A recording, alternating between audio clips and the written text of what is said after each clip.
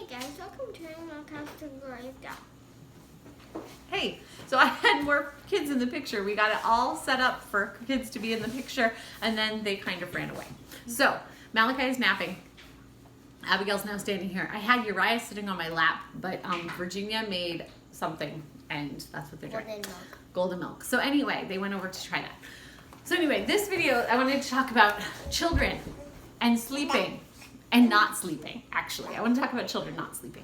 So if you know our family, we are a large family. At home, we have a 19-year-old, a 15-year-old. They usually sleep pretty good. A 12-year-old who does not need as much sleep as the rest of the world. I don't really know why, so we've had issues with him over the years. We're better now, but we've had issues with him over the years. We have a 9-year-old with seizures who has seizures in the middle of the night and also needs someone to go with him. Oh, we dropped a toy. Hold on. Needs someone to go with him in the middle of the night to use the bathroom to make sure he doesn't have a seizure and fall over and bang his head up like he did last week. Not in the bathroom, somewhere else. We have this little girl who has decided recently that she sometimes sleepwalks. Well, she didn't decide that, but the other night she came in our room and we told her to go back to bed and she tried to get in the closet. So, right? Yeah. I only did that once. We've done it before. It just happened the other night though. We have a 4.5-year-old who wakes up with bad dreams. I'm not really sure. He doesn't remember them the next morning, but he wakes up sometimes screaming in the middle of the night. Come back, come here. He woke up last night very upset. I don't know if he had a bad dream, like maybe he had bugs on him or something, but he was jumping all around the bed and jumped on his brother trying to get away from whatever it was, right? Nope. Yep. We have a 2.5-year-old who is napping right now, but he wakes up earlier than is our get out of bed time, and so he talks to himself regularly, and if he wakes up in the middle of the night, he just wants some mommy snuggles. And then we've got this guy. This guy is Gideon, and he turned 7 months yesterday. And Gideon still sleeps with us because he nurses multiple times throughout the night. Right now, we're nursing a lot because we've messed up our days. Well, not messed up our days and nights, but he is learning to walk. Not walk. He's not learning to walk. He is learning to crawl, and he has a tooth coming in. So between those two things, it has thrown off his sleep patterns. And so he is not going to bed at 7 when he used to. He's now going to bed sometime between 6 and 9, but you never know which night it is. I know, and you heard me talking about you and eating, and now that's what you want. I know. So anyway, what I was going to talk about on this video is the myth, I guess you would say, that our culture has that children should be sleeping through the night at a very early age.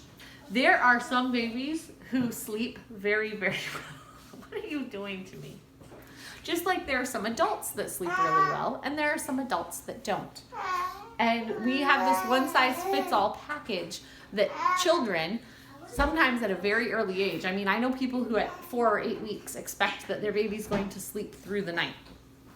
And I just wanted to point out that there's a lot of things that adults do throughout the night that they wake up to put on a blanket, they wake up because they have a cramp in their leg, they have to go pee for the 6th time, they're thirsty.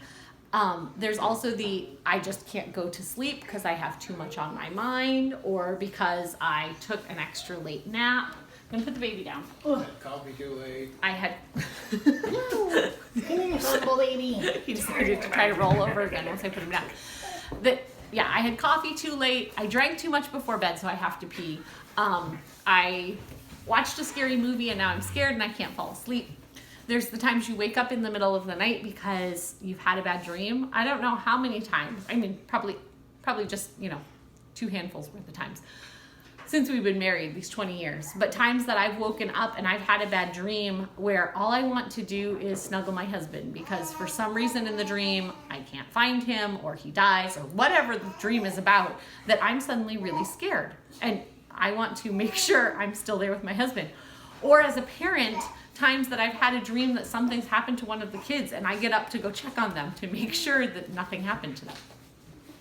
I have a couple children who are very have like loveys or whatever you want to call it, toys that they're very fond of. And I have a child that will wake up in the middle of the night and realize that he doesn't have his puppy with him, and he'll go look for his puppy in the middle of the night because he suddenly is like, oh no, my puppy's lost, I need to find it. I had a child who a long time ago woke up very early and let herself out of the house. We heard the door, but she went outside to check on her caterpillar at like 5 o'clock in the morning. In Maine, it's light that time of day in the summer. Nope, Virginia when she was little. It's light that time of day in the summer. She didn't realize what time it was, and she opened the door to go outside and check on her caterpillar. We all do things for different reasons as adults, and we think that our kids should just have this insane ability to go to sleep. Yeah? What?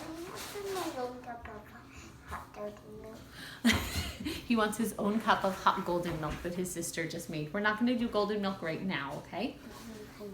And you're hungry. I know, everybody's hungry. We're going to finish the video and then we'll talk about it. So anyway, we have this insane thought that our children should go to sleep whenever we put them in bed and be able to immediately fall asleep and stay asleep until we want them to get up in the morning, whatever time that is. And as adults, we don't do that. And I think we're expecting too much of our children when we expect them to do that too. There could be all kinds of reasons your kids get up. Yeah? And a few days ago, I didn't go to sleep until like 3 in the morning. Yeah, we're working with a doctor right now to try to figure out how to get him some more sleep. But I don't expect that he's going to, like, I think your body does need sleep, and I do think there's value in sleeping for good long periods of time and all of that, and that's why we are working with a doctor to get him to sleep more. I'm not saying your children should be up all hours of the night, and that's a good thing. What I'm saying is, on the random times that your children wake up, it is very easy to get frustrated with your child. You've already been up 3 times to pee, or, oh, I already got you water earlier. Why are you still thirsty? But I know that after I eat pizza or after we eat Chinese food, yeah, you want to drink, right? And if I told the kids, no, you have to stay in bed no matter what your body is telling you, I'm actually making the kids not listen to what their bodies have to say. Because as an adult, I'm allowed to listen to what my body has to say. But I'm telling my kids they can't have bodily autonomy or whatever you want to call it to say, yes, listen to the cues your body's giving you, right? So I just wanted to put this out here that while I know it can be hard getting up multiple times a night, and I'm saying this after a night that we did get up multiple times a night because we had a bad dream with this one. The 2.5-year-old, I don't know if he just needed mommy or whatever, but we had about an hour that we were going back and forth, just comforting him, reminding him we were around. And the baby, who's not sleeping great right now. And Josiah, because when he gets up, he needs to wake one of us up to help him go to the bathroom. Between all of those, we did not sleep well last night. And I can take it as a time to be frustrated that I didn't get the sleep that I deserve. Or I can take it as a time that God has given me a chance to show patience and love to my children, even in a time when I'm not feeling the greatest.